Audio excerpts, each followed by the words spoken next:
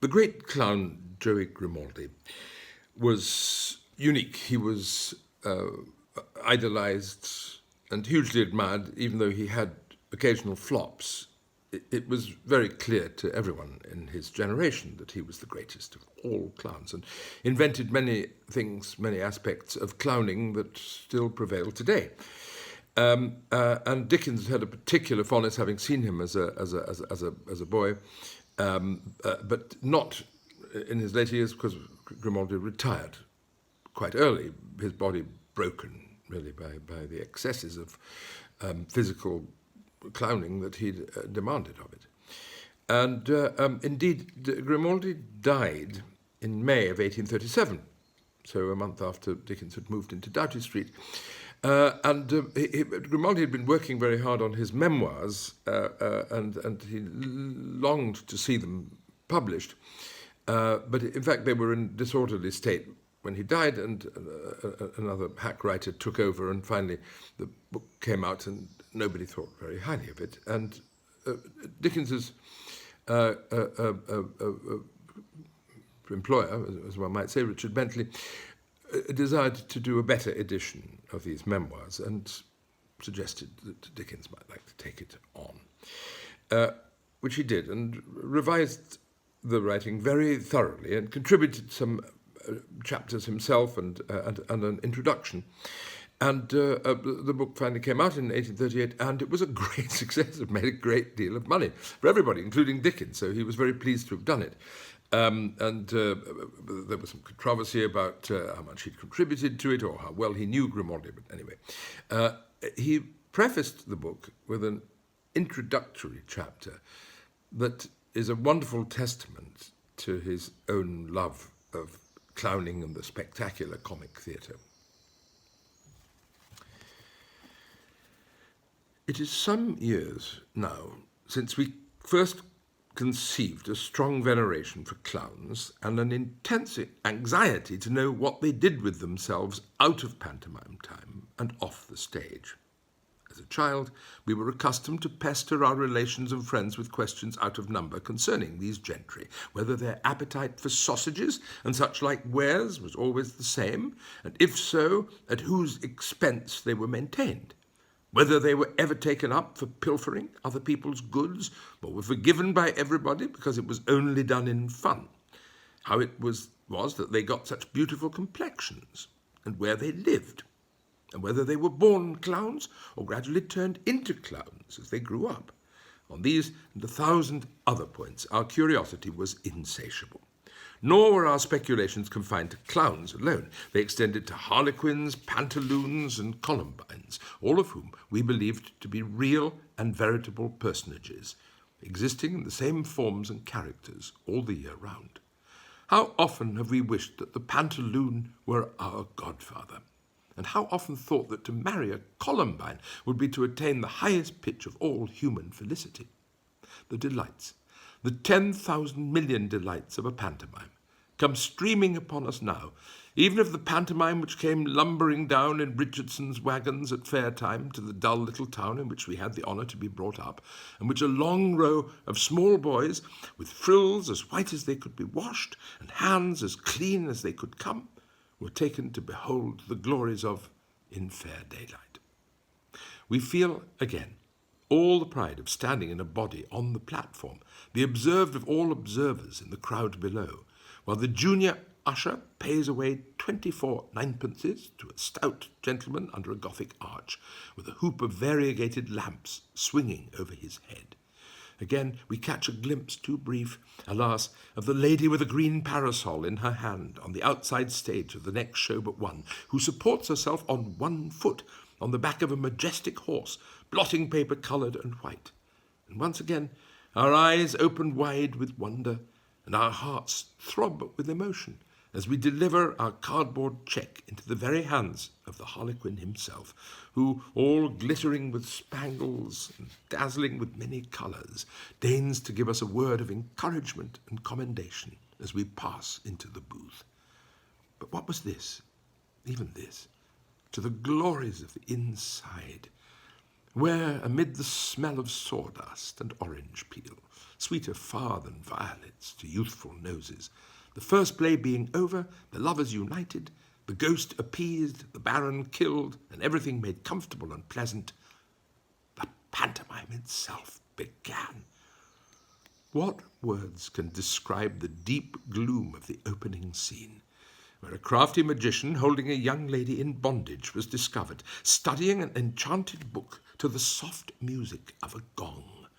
Or in what terms can we express the thrill of ecstasy with which, his magic power opposed by superior art, we beheld the monster himself converted into clown?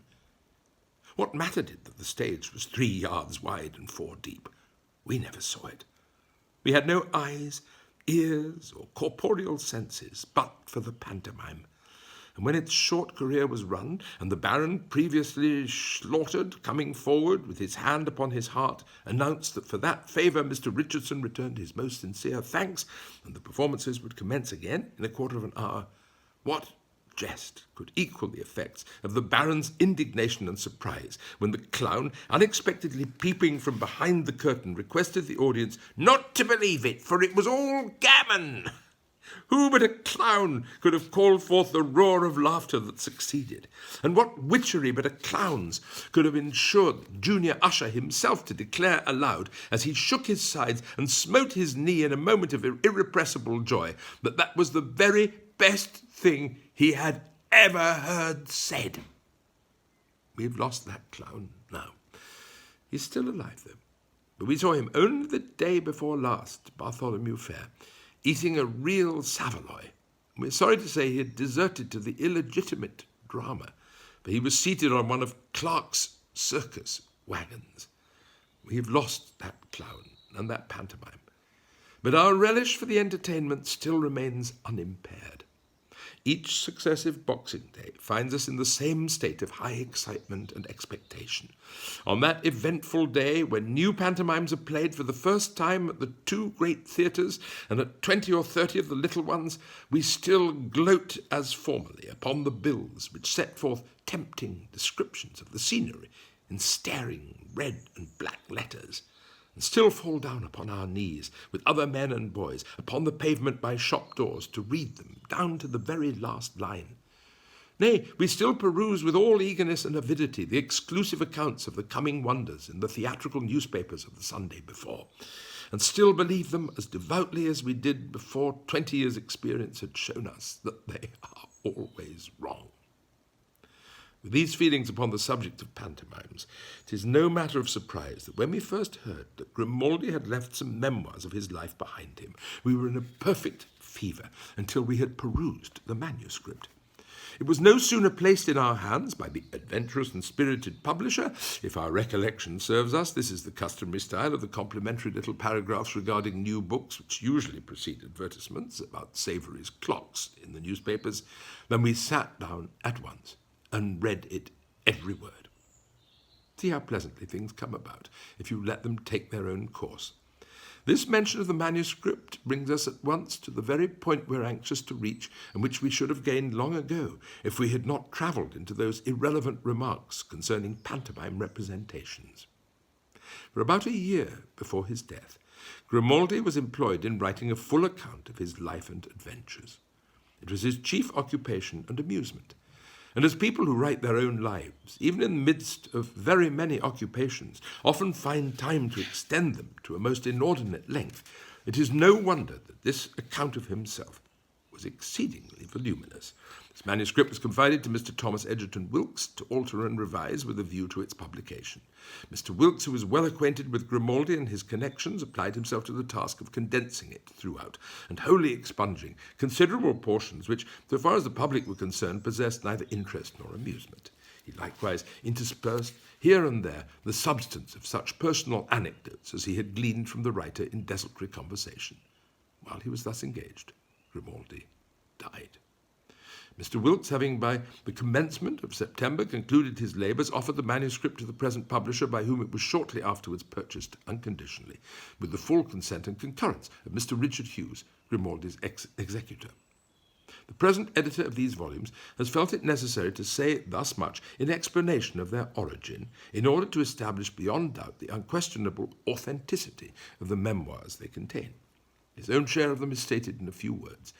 Being much struck by several incidents in the manuscript, such as the description of Grimaldi's infancy, the burglary, the brothers' return from sea under the extraordinary circumstances detailed, the adventure of the man with the 2 fingers on his left hand, the account of Mackintosh and his friends and many other passengers, and thinking that they might be related in a more attractive manner, they were at the time told in the first person, as if by Grimaldi himself, although they had necessarily lost any original manner which his recital might have imparted to them. He accepted a proposal from the publisher to edit the book, and has edited to the best of his ability, altering its form throughout and making such other alterations as he conceived would improve the narration of the facts without any departure from the facts themselves. He is merely to add that there has been no book-making in this case. He has not swelled the quantity of matter, but materially abridged it. The account of Grimaldi's first courtship may appear lengthy in its present form, but it has undergone a double and most comprehensive process of abridgment. The old man was garrulous upon a subject on which the youth had felt so keenly, and as the feeling did him honour in both stages of life, the editor has not had the heart to reduce it further. Here is the book, then, at last. After so much pains from so many hands, including the good right hand of George Cruikshank, which has seldom been better exercised, he humbly hopes it may find favour with the public. Doughty Street, February 1838.